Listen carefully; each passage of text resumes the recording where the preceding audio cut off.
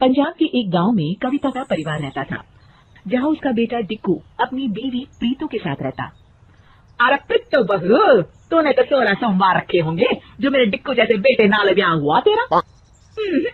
अरे मेरे नाल ब्याह करने के लिए तो बहुत से रिश्ते आए थे, वो तो डिक्कू को मैं पसंद थी तो मुझे करनी पड़ी शादी। डिक्कू रंगीले अंदाज में गाना गाते हुए कहता है, ओ ये जवानी है दीवानी, ओ मेरी रानी। अरे कल मुझे तेरी जवानी दीवानी हो चुकी हो तो जरा कोई काम धंधा ढूंढ ले और तेरी ये मेकअप की दुकान का खर्चा निकालना शुरू करे। लो जी, मेरे प्यो ने बड़ा मेकअप का सामान दिया है तो फिर मेरी चिंता न करो। दिन भर जो ये घूमते रहते हो ना, उस पर लगाम लगा लो। और वैसे भी मैं तो चली जाना अपने पेके। हाँ और प्रीतो चल मैं छोड़ देना है। चुप प्रीतो के प्यो, वो क्यों जाएगी? फिर घर का काम क्या तेरी माँ करेगी? डिक्कू वहां से गाना गाते हुए चला जाता है।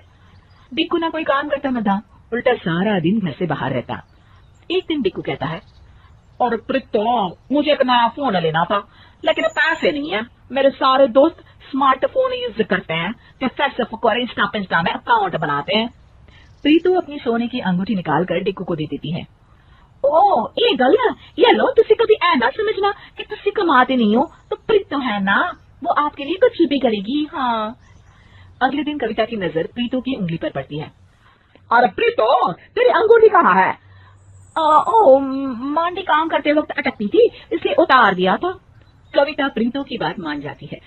अगले दिन डिक्कू फिर प्रीतो के पास आता है। अरे प्रीतो, वो मेरे दोस्त की बहन है, उसकी शादी होने वाली है लेकिन उसके पास कोई महंगे कपड़े नहीं है। हेलो, इतनी सी बात। वो अलमारी से एक चमकता हुआ सलवार कुर्ता निकालकर डिक्कू को दे देती है। ये लो जी, ए दे देना उन्हें, उन लोगों को भी तो पता चले कि डिक्कू काम भले ना करे लेकिन दिल लगोड्डा है। डिक्कू की आदतें अब बदल जाती है। वो कभी प्रीतो से कुछ मांगता तो कभी देर तक बाहर रहता और सारा दिन मोबाइल पर घुसा रहता। एक दिन, हाय हाय मैं लौट गई मांझी, ये बोलकर वो कविता के पास आती है और रोने लगती है। अरे क्या हुआ आलमारा, क्यों मनोज कुमार की शक्ल में मीना कुमारी की आवाज निकाल रही है? अरे माजी, तुम्हारे बेटे डिक्कू ने तो घर के बाहर दूसरी लड़की पटा रखी है। हे भगवान, अब मैं क्या करूं? तभी वहां डिक्कू आ जाता है। प्रीतो फिल्मी अंदाज में कहती है, हे मेरे प्राणनाथ, मैंने तुम्हें क्या समझा था और तुम क्या निकले? धोखा धोखा दे दिया अपनी प्रीतो को। अरे बस कर बस, तेरी ओवर एक्टिंग की खबर बाद में लेती हूँ, लेकिन पहले जरा इस डिक्कू का बेड तो बजा लूं। और फिर अपने बेटे की तरफ देखकर कहती है, हाँ भाई, क्या लगा रखा है? एक फोन में 2 सिम। देख बेटा, ये ठीक नहीं है। माँ, मुझे किसी और से प्यार हो गया है, क्या करूं? ये बोलकर डिक्कू वहां से चला जाता है। कविता और प्रीतो सर पकड़कर बैठ जाते हैं कि तभी कविता को एक आइडिया आता है। डिक्कू थोड़ी देर बाद नीचे आता है जहाँ कुछ लोग बैठे होते हैं। अरे माँ, ये लोग कौन है और तुम इन लोगों की इतनी खातिरदारी क्यों कर रही हो? अरे आओ आओ बेटा, ये लोग प्रीतो को देखने आए हैं। अब तू तो दूसरी वाली के पास चला जाएगा तो प्रीतो को मैं क्या करूंगी? अब शादी के बाद जैसी भी हूँ, माँ तो मैं ही हूँ ना। डिक्कू की नजर तभी प्रीतो पर पड़ती है, जो सज धज कर काफी सुंदर लग रही होती है। सुन लो, कान खोल कर काम ना खराब करना, मेरे होने वाले पति पार्ट 2 के सामने हैं। पति पार्ट 2? और क्या, अब तुम पार्ट 1 हो तो ये पार्ट 2 ही तो हुआ ना। प्रीतो हंसने लगती है।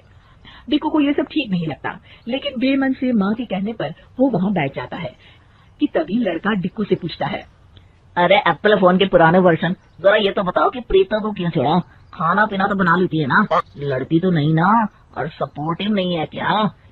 डिक्कू को उसकी बात पर गुस्सा आ जाता है, लेकिन वो खुद को संभाल कर उसे डांट कर पूछता है, मतलब क्या बोलना चाहते हो? साफ साफ बोलो।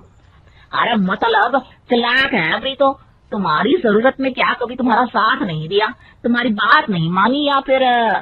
वो लड़का आगे कुछ बोलता कि डिक्कू को गुस्सा आ जाता है।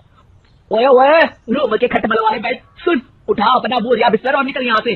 प्रीतो एक बहुत अच्छी लड़की है, अपने से पहले मेरे बारे में सोचती है, मेरी हर झूठी बात को भी सच मानती है और मेरे घर में हंसी खुशी का माहौल भी रखती है।